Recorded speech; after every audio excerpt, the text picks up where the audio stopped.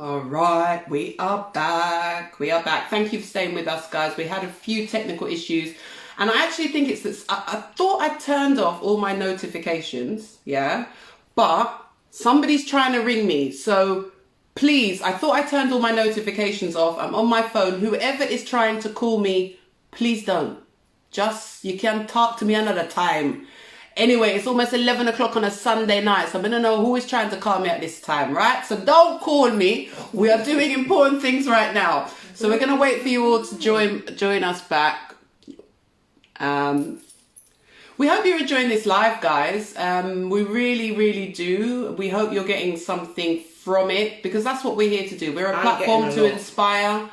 And we are here to share information and share advice. And we just had Rowan on. And you know what Rowan said? He said, all of this protesting, all of this stuff going on, like, yeah, that's great. But what is the outcome? Someone said booty call. No. No. Only them mind it. Why am I not getting a live? So we're just going to wait for a few more of you to join us. Thank you for sticking with us, guys. And we can see Rohan is in the building. Rohan, send a request, please. You're in the building. I can see ya. Otherwise, I'll send you a request. And Marcia, I really hope you're still with us, because I really want to come and talk to you as well. So Marcia, please, please, please, rejoin if you can, because I want to come to you next. Thank you, guys. Thanks for staying with us. Oh, you pinned it, wicked. Thanks for staying with us. We are getting over the technical challenges.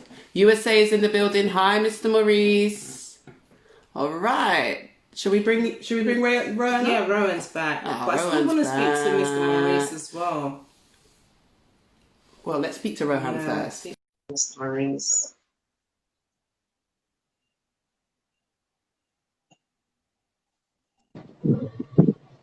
Hey. How you doing, ladies? We're back. We're back. Good now. Cool. Yeah. So I want to ask a question, because I'm very what's the word, specific, and like so you mentioned healing, right? Because I speak to a lot of people about different things, and I used to speak to my my son. I remember talking to my son's mother about stuff, and she would say, yeah, it's just because like say so I've got to get over certain things. It's about healing, and we have to heal, and like all this stuff. And I'm like, okay, so what does healing mean, and how long does that take? Because like I said, I need goals and I need timelines, and it doesn't have to be specific, but because people could be talking about healing and getting over stuff for years without actually doing the actionable things. So what does healing look like to yourself?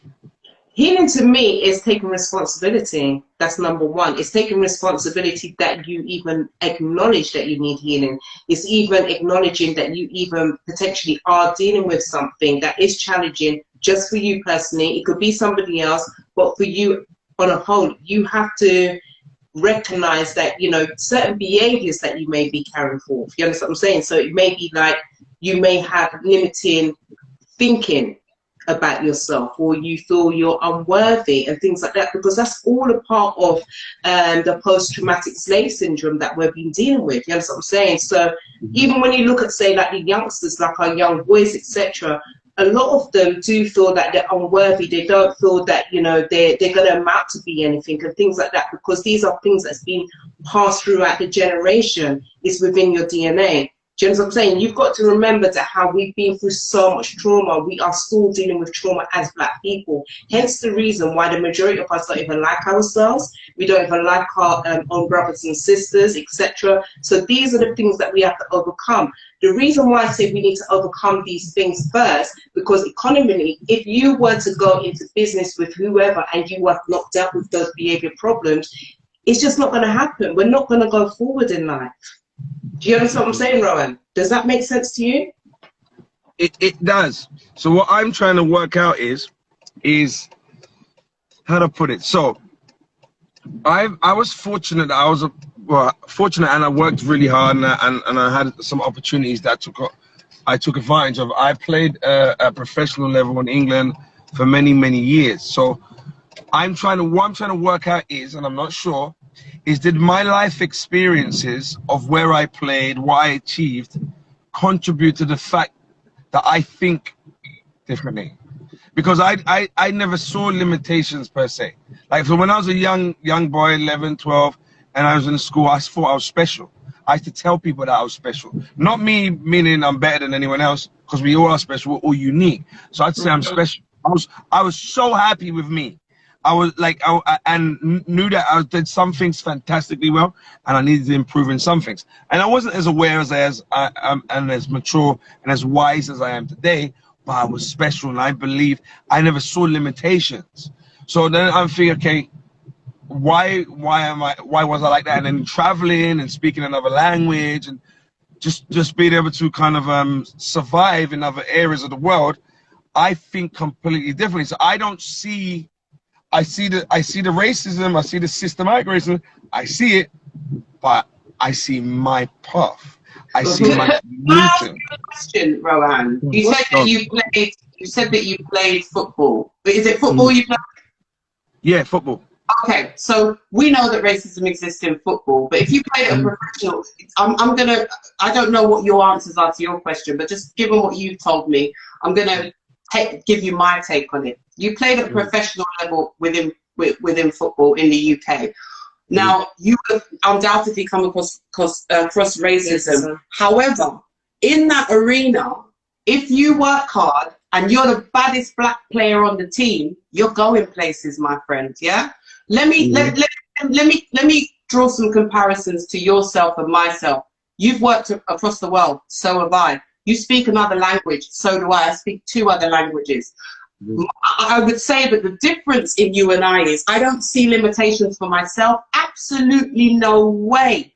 But the pathway that I thought that I should be taking, i.e. within the corporate world, and I'm going to just claim it for myself. I'm a brilliant mind and I'm a brilliant person. I am special too, yeah? The pathway that I sought for myself, I was knocked back at every hurdle, and it's not for the want of trying. I'll give you an example. I started as a graduate trainee with London Underground. I was the best candidate. I was told that I was the best candidate that they recruited, right? Great job. This is after coming out of uni. I had great ambition, great intention.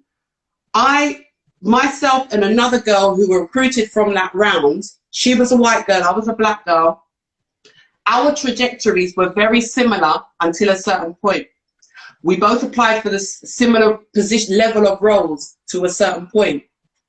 I couldn't get beyond that point, not for the want of trying and applying and taking their stinking feedback and applying it and, you know, having every ambition. But she excelled.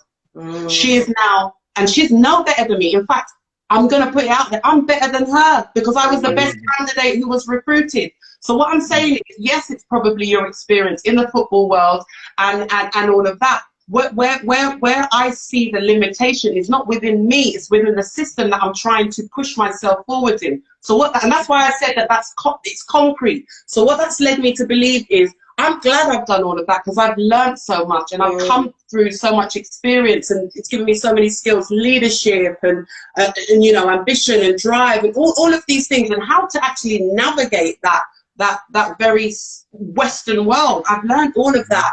What I now realize for myself is I need to take all of that and create my own. Exactly. With so what you said there is beautiful. Beautiful. It sounds like a similar experiences. And a friend of mine, he's another professional footballer.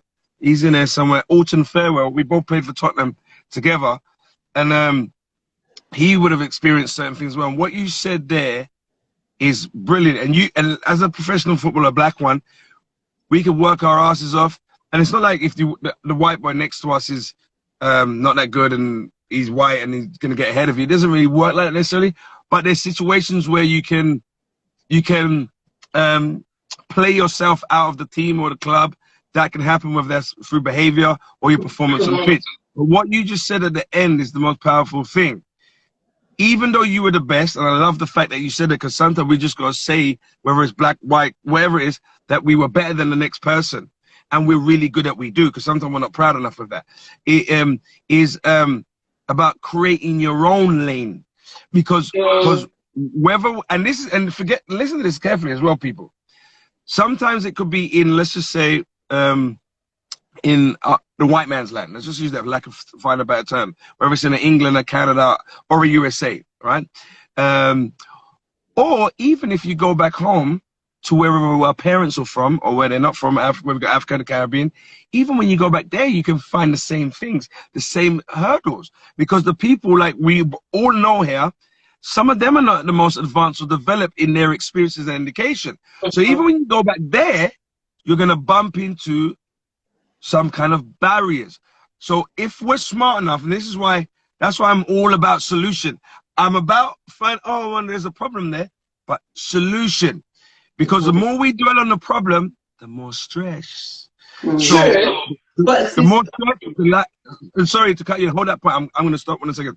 So once we can find a solution, we can try to use the frustration of the barrier to go and do what we need to do for ourselves in our own lane, whether it means what we're doing right now, talking on you lot's platform, and then trying to grow our own stuff, which has more intrinsic value, and then we don't need them. Or you don't need them. But Sarah's going to say, darling. Well, I was going to say, you've mentioned solutions, so I want to hear it from you, the horses. I absolutely agree. It should be solution. It should be actionable. It should be time measured, so you should put a timeline on it. I mentioned about my family and us coming together collectively now, pooling our resources. We had a Zoom last week. We're going to have another one this week. And by this week, we're going to be opening a bank account and start to deposit monthly. So it's about setting those targets, right? All right. So I'd love to hear from you, Rohan, in terms of what the kind of global issues that we've faced, especially as Black people, and what we've seen unfolding in the last few weeks and over the last few decades, to be honest, ever since slavery, right? What would be some tangible solutions that you can offer our viewers? Because that's exactly what we want. The first one, and big up to my brother David, that's locked in. The first one starts with E, education.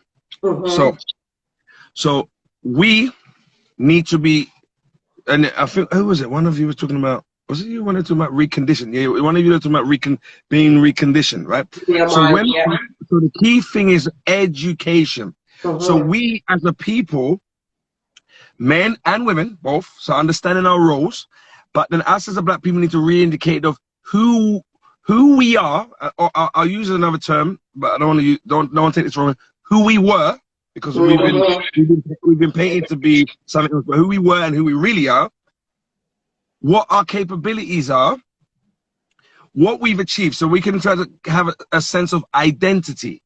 So then we're really educated. Then another education that we need to get, and this education, is a true education about wealth, but more to do with finances and economics. Because once we have an understanding of that, I think and when I say education, educating in what we're doing wrong, why it's wrong. So for example, a man earns £2,000.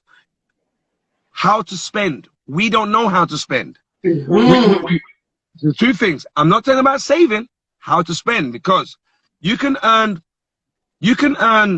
5,000, and you don't know this stuff. You can earn £5,000 a month, right? And spend that £5,000 on assets or liabilities. Right. We don't know about this stuff. I'm not talking like I even know it. I went through this. We need to be educated on, but we need that education. We need it. Listen, I blew through a lot of money when I was younger because I wasn't educated. My parents were, they would say this to me, "Hey boy, yo, let's spend out some money, you know. Put on some money, you know. Really, you know. And you can't, yo, up and drive up and down, and I spend money with Virgin." And that was, what does that mean to me? So what you telling me is old school yard man. Man, I love my dad because he was very present in my life. If it weren't for him, I wouldn't have achieved what I achieved. But on the financial side, which is why we're always dependent on the system, we're lacking the education. So then once we can start to sit down there, our conversation might change. So if our conversation changes, and I'm talking about like we need to do lots of things. We need to start recreating and understanding what the word community means. So we don't understand what the meaning of that is. We say community, we think, oh, community, your people and house. No, we don't understand structure.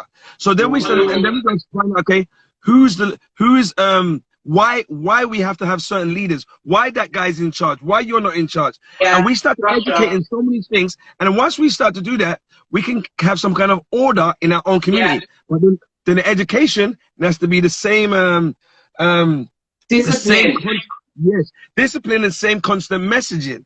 So then we start to try to hold people accountable, and we can start to slowly recreate our own rules within our own community. Then we can get some control, and we can build our own thing. Once you start to build our own thing, we'll know, oh, that's beautiful Kaz. Yeah, I can call up beautiful Kaz. She can help me with X, Y, Z. Right, Rowan's connected with X, Y, Z. We don't need to go through them because we're doing our own. So the key. Say that again, mommy. Say that again. We've already got it within the community. We've already got it here, haven't we? And that's what it's about. But we're so fragmented that we don't even. We're so fragmented. We don't know who's who from who, and it's like I said, we're scared of ourselves, and then we're not even educated. So it's so many layers to it, and it's sad because that's why I hear people protesting. I'm like, I love this, but for what? Mm. For what? Exactly. Because if when this is done, if everything's just going to done and I go everyone, and I'm not asking for, okay, we're gonna stop the black on black stabbings in a week, and that's not it's gonna be that easy. But if we don't have like actionable things and goals, okay, we're starting this thing on here, and they're gonna reopen. We want to reopen all the youth clubs, and we're gonna do this, and we're gonna start funding, teach people about funding and grants, and then the people that we know, because not everyone's good with money, and we gotta understand that. Who's the young black or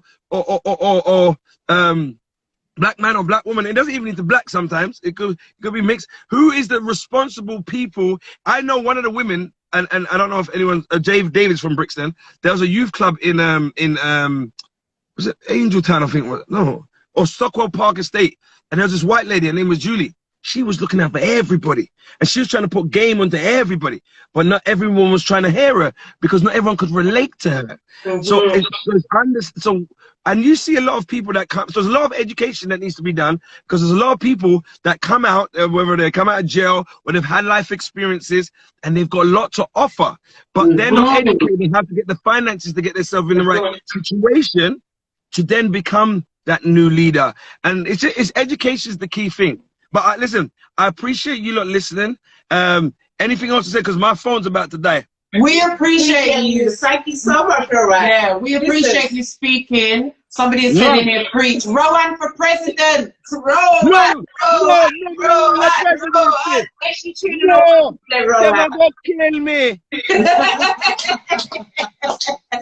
No one have killed me. Me have two pick now. Me have my wife. Listen, Rohan, King, you have blessed this life so much. Thank you. We appreciate it. Follow us and stay connected, please. We're going to follow you back. Stay connected. Thank you. Blessings. Oh, wow. But it's so true what he's saying. I mean, those are the solutions. I mean, you know, quite a few people say the same thing. I don't really believe in protests. I don't believe in marches because what's going to happen afterwards? No, I wouldn't say I don't believe in it. I think you need to, you see, when you've got, if you're going to approach anything, right, you're going to, I don't know, if you're going to put up a shelf, for example, you need to use all the skills in your repertoire to put that shelf up. So you need to use your eyes. You need to know how to measure. You need to use your maths. You need to maybe have a saw to. So you need to use all the skills in your repertoire. So protests have a place. People who are active on social media has a place. Reading has a place. Education has a place. Investing has a place. It all has a place. So what I do agree with what he said is that what happens after protest? Do we just kind of go back, oh, that was history, and then we just kind of slide back into our normal lives? We need to have a plan, and the plan starts from us. You're right. It starts from each family. Sam said about building the family.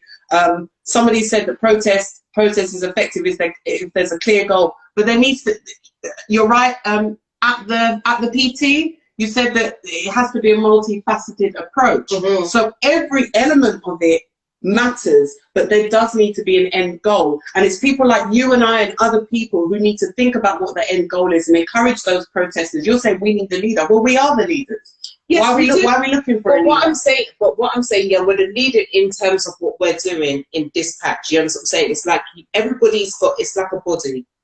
You can't you can't have the fingers operating like, say, that part of the arm or the, do you understand? Everything is connected together.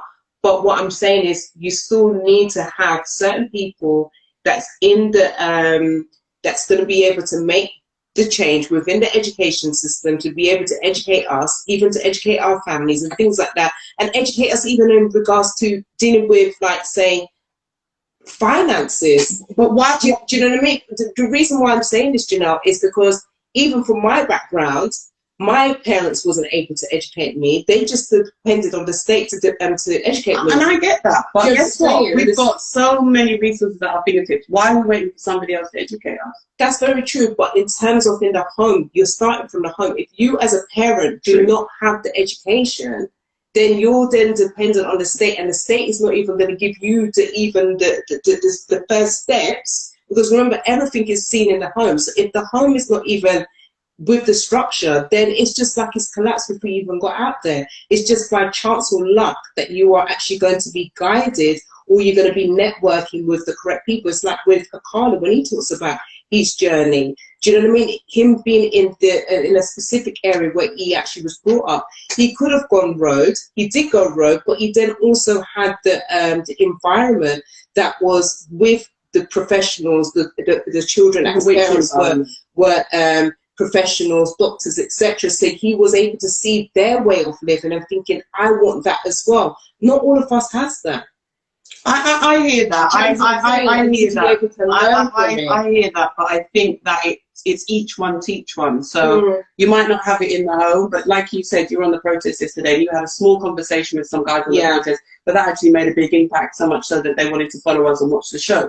So you may not get the education where you think that it should come from. It might not be your parents. I mean, my parents didn't really have an idea, where they didn't have a clue. But guess what? My parents are learning now along with me. So I think that we have to, as much as there is a system out there, we have to rely on ourselves as well. And that system, we've already established, that system isn't designed for us. It's definitely not. So why are we waiting for the system to help us fix up our mind? Do you see what I mean? So yes, I believe that British history should be taught and tell the truth. British history is about slavery, it's about colonialism. Tell the bloody truth. That's what I think, yeah? But we have the onus. Yeah, but we also got to educate ourselves. Exactly. We definitely have to educate ourselves. And that's how you emancipate yourself from mental slavery. Absolutely. All of these great people that have gone before us, the Marcus Garveys, the Malcolm X's, the Martin Luther Kings, the Bob Marleys, all of these people were prophets, Tupac, all of these people prophesied what is happening right now. And you know, if you're a believer and you read the Bible talks about what's going on right now as well.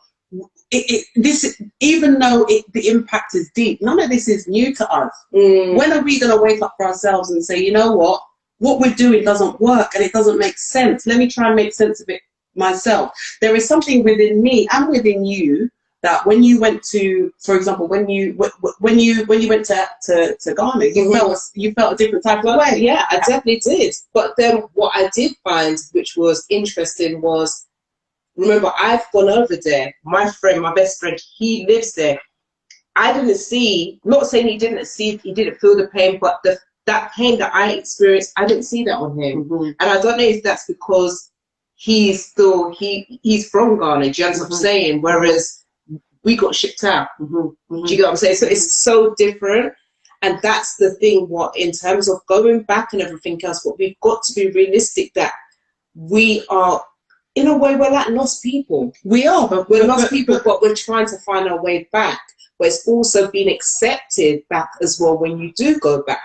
Yeah, but was my grandmother accepted when she came in?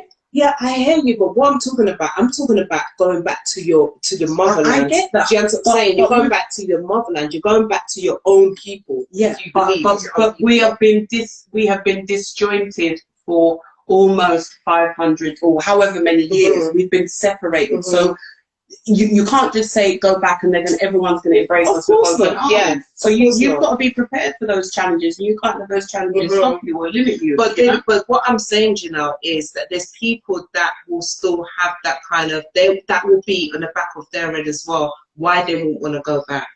So this is not going to be this is not a solution that's going to fit everybody.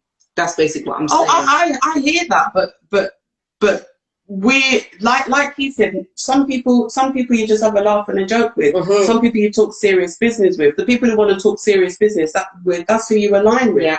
You know, if people's ideas aren't serving where you need to get to, then you need to check your circle. That's your responsibility. That's my responsibility. Absolutely. You know, I can't blame myself for having certain people around me that are just about waste. Just you know, rape or just one. So we have to take responsibility. You have to take responsibility of your own actions. Anyway, can't be responsible for self. Definitely. We got a few more people to join. We slightly moved back. We're still all in topic, but we slightly moved off topic. But we're going to kind of come back to topic again, and we're going to talk about repatriation. As I say, a good friend of mine is also my hairdresser. Her sister Marcia actually made the transition and set up in Gambia a few years ago. She's actually in the UK at the moment, but is going back and forth. So we're going to try and see if we can add you, Marcia. I hope you are ready. I hope you're ready. She's there. Yeah. So it should be really interesting to hear Marcia's journey and her story and how much she loves it and actually how much fun it is now. Hi. Hello, beautiful. Greetings, Queen. How you doing? I'm good. Turn the TV down for you.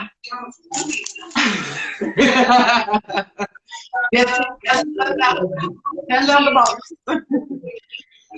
Hey, Paulie. Hi. I wasn't camera ready. Look at me. You're picking me up together. Look at my hair. Shouting. Look at the greys, Paulie. Look.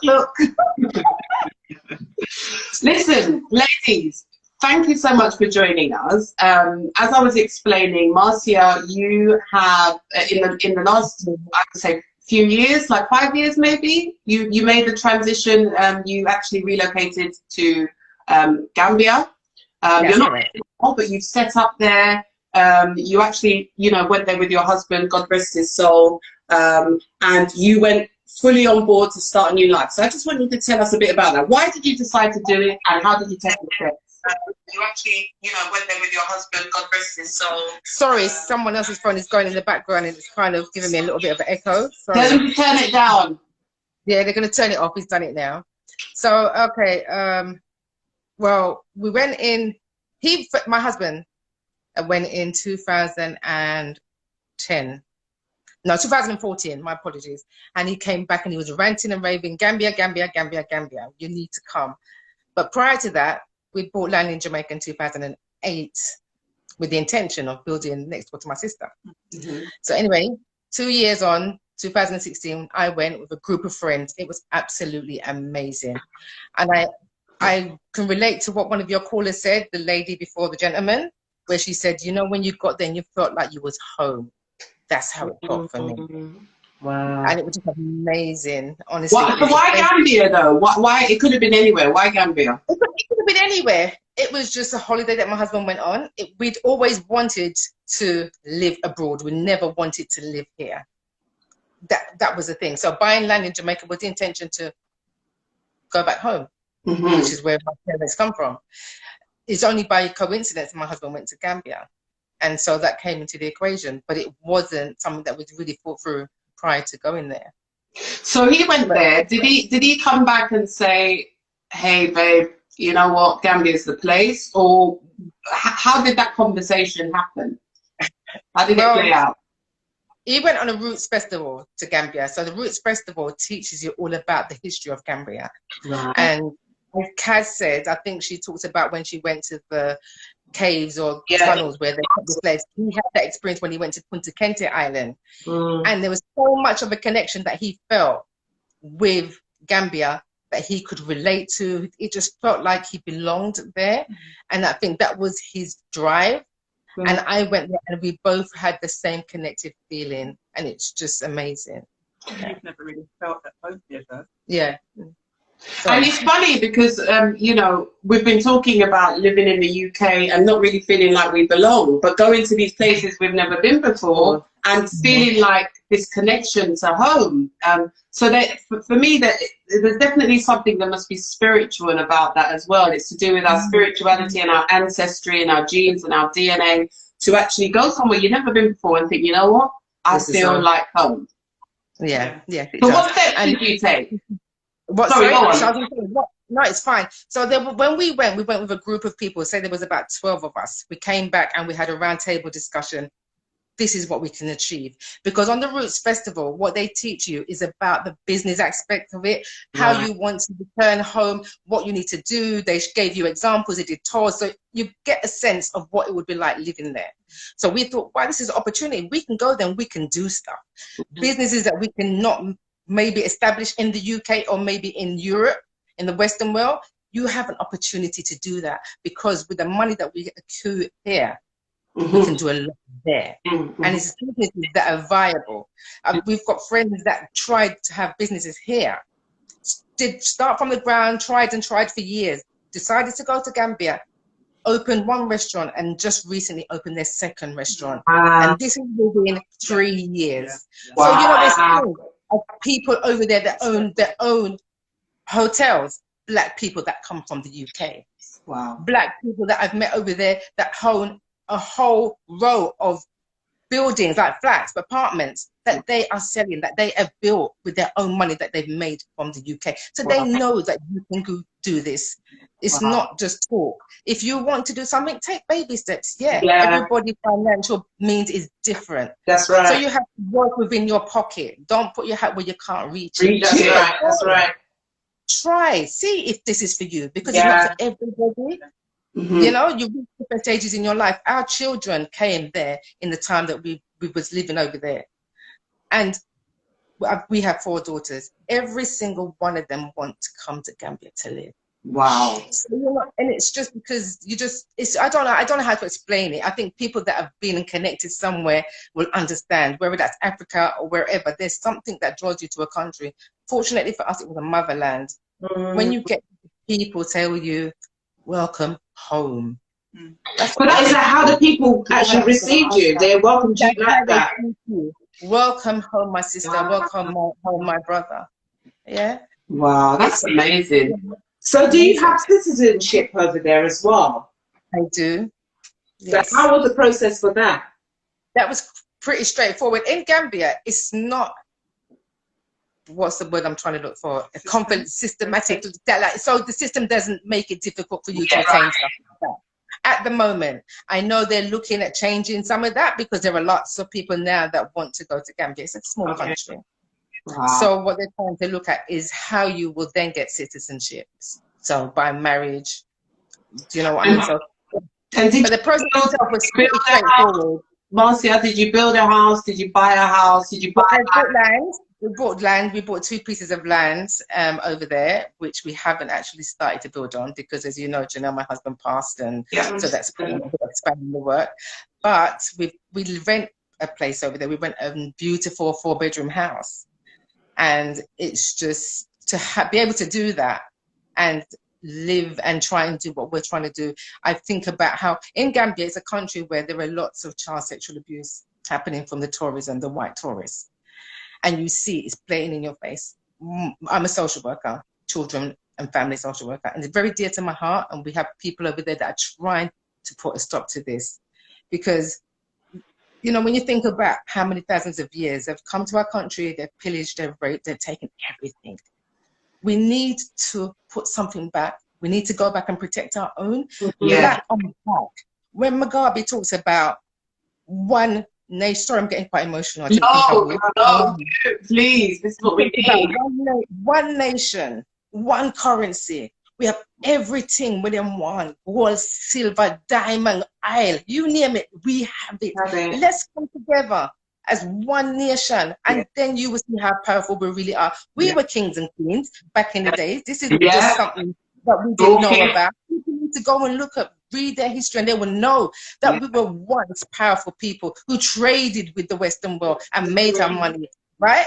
And we can do this again. There's nothing stopping us. It's just the belief. Belief. And you will be surprised what you can do. Everything starts with belief. Everything starts with belief. It really does. I'm not religious. Pauline and I, my sister is a Christian, and we have these debates. And I said to her, the one thing I have, even though I don't have necessary religion, I have faith. But that's what you need, is the faith, isn't it? A faith. And you know what? When you think of doing stuff, take a leap of faith in everything.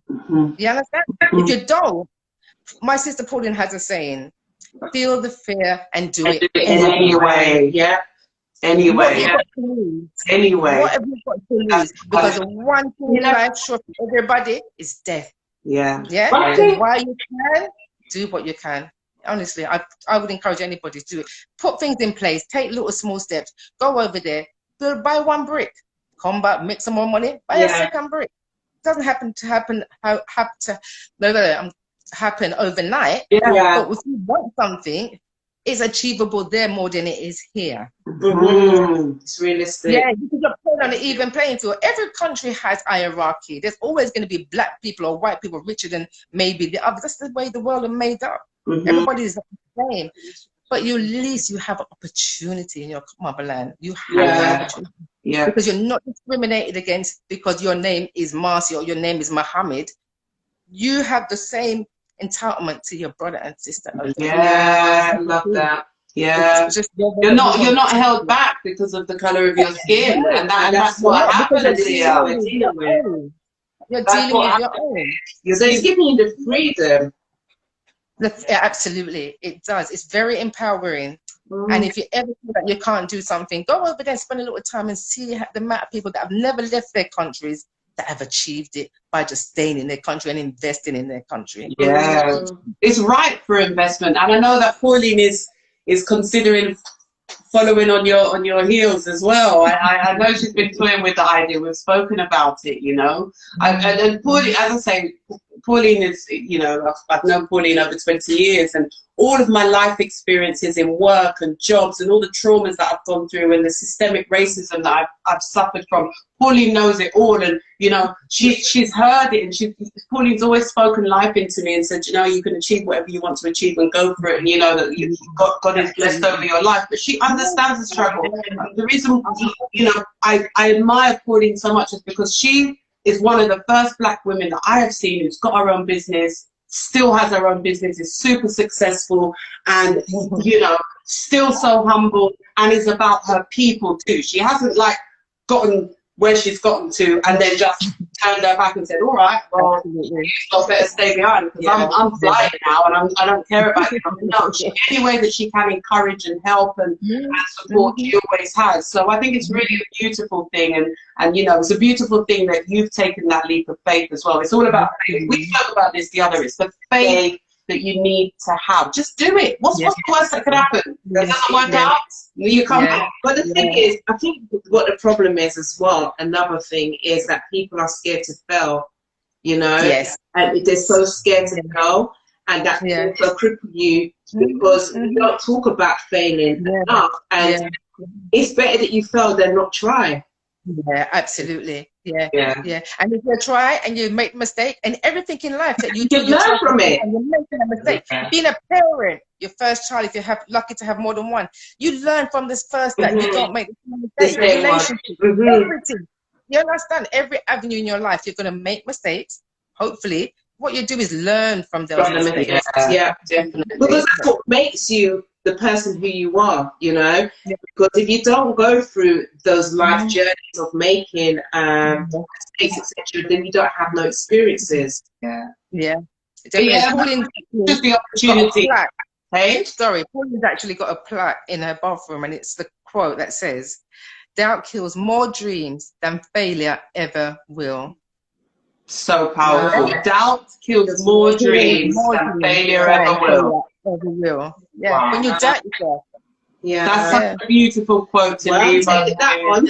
and when you're back out there, trust me, you know I'm coming to visit. Like when Pauline's on the plane, I'm catching up with you.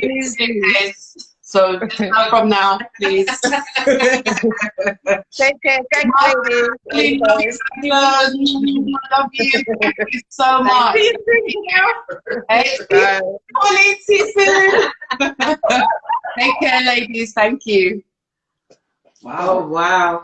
Gosh, you know what's just been amazing about the show is everybody's contribution, talking about their own experience, finding their land, and, you know, traveling, and it's been quite eye-opener. Yeah.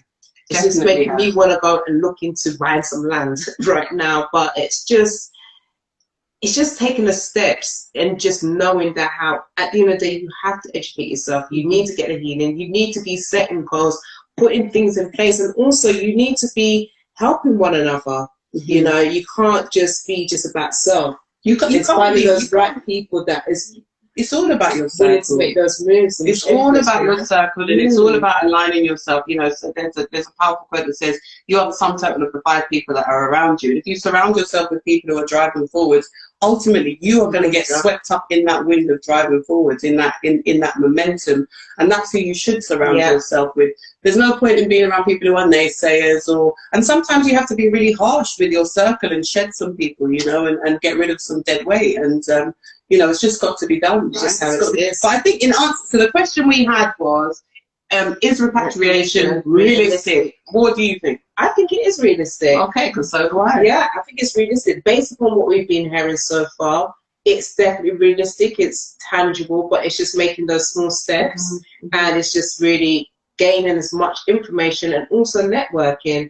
You know, like Tani, I believe, has got a group and they actually do networking. They network and they also have webinars, etc. So that would be interesting for us to hear more about that, so that more people could actually jump onto that. Definitely, I would like to hear more about that. And I think also obviously, you know, there's been so much information shared tonight, and if any of you want some more information or want to be put in touch with some of the people who've been on the show and spoken about their experiences, you can always DM us at nowchatshowuk, and we can reach out to those people and try and hook you up. Because back to what Rohan was saying, first of all, build your network.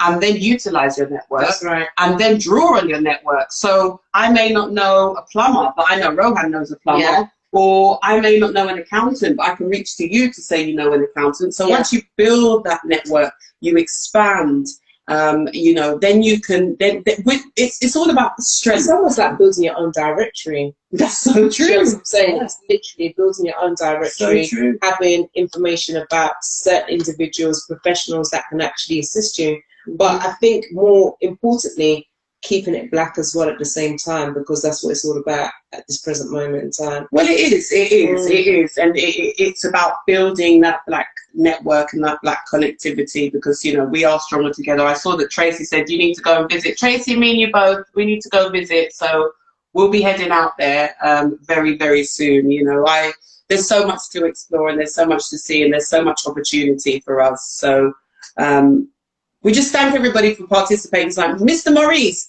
you're still on tonight. Kaz says she wants to hear from you. If you are still on and you want to add in, and I can see you, King of Traders, thanks for joining. You missed most of it, but you can get it on catch up. Happy. And I'm not going to leave you, Candice. Candice, I've done tell you already, so you're on the train with me. You're on that train with me. I'm not leaving without you. And anybody else who wants to get on board now. That train's only going to be stopping at the station one time. And if you miss that train, you'll have to wait for the next one. So Candice, you're on the train with me, darling. You know, I look forward to that experience and exploring. So Mr. Maurice, do you want to join us? Mr. Maurice, tell us if you want to join us, if you're still on. I'm going to check if you're still on. If not, if there's anyone else who's on who wants to join us. Now, Mr. Maurice is gone. Yeah, I think that brings it to an end, really. Bring it to an end, yeah, yes. I think that was fantastic. I really enjoyed today's episode. It was just so insightful. It's always insightful. It's always inspiring. As we say, we are a platform to inspire. Wednesday we will be back with another live, and we're going to talk about the challenges that we go through within the workplace, etc. So you know, just join us. I think the important thing about what we want to talk about in the workplace is there is still the old narrative of racism persists. So it's like, oh, offensive behavior or offensive comments or this or that. Racism has shape-shifted beyond that. That still exists, but by and large it doesn't exist in the workplace, because that's easy to call out and catch up. What we're talking about is systemic racism, real examples of systemic racism, and you know you're facing it, but because you can't say that somebody has called you a derogatory term, a black this, a black that, or whatever, you find it really hard to articulate. So we're going to try and dissect all of that and talk through all of that on Wednesday, same time at 9 p.m. But we really want to get to the crux of it. And also what we want to do is to give people real solutions about how you can tackle it in the workplace effectively. A lot of the time we just get frustrated and angry and we don't know how to deal with it. We don't know how to talk about it. We don't even know who to go to. That's right. Because your manager's probably white anyway and they won't understand. It's happened to me where I've been told, oh, well, maybe it's everything else, but it's not about your colour, when you know it is about your colour. It's a bit. How many times have you been called aggressive in the workplace? Okay. How many times have you been told you got a chip on your shoulder? How many times have you seen maybe your white colleague does something and it's okay, but then as soon as you make a foot wrong or you do something out of place, it's amplified. You're under this microscope. That is all systemic racism, and we're going to break that down. And we want to hear real examples from real people. Yeah, but you know something on that, you know what, let's keep it for Wednesday, because I was going to say something, even with what me and my brother was having a conversation, and he was saying that even for him in the workplace, he's also had some white individuals, like work colleagues, who stuck up for him because he didn't even see what was actually going on within the workplace. You know what I'm saying? And you need allies. So we're going to talk about that on Wednesday as well. So guys, please, unless anybody's got any questions, we scroll through. I can't see any more questions. Thanks for joining. Yeah, can't see any more questions. So I think we're going to leave it there. Yeah, we're going to leave it there until Wednesday. So stay following us. Keep sharing. If you've been inspired by what you've seen, give us some feedback. Share your thoughts with us. And please join us on Wednesday, guys. We love you all. Thank you so much. Bye for now. Bye. Ciao, guys.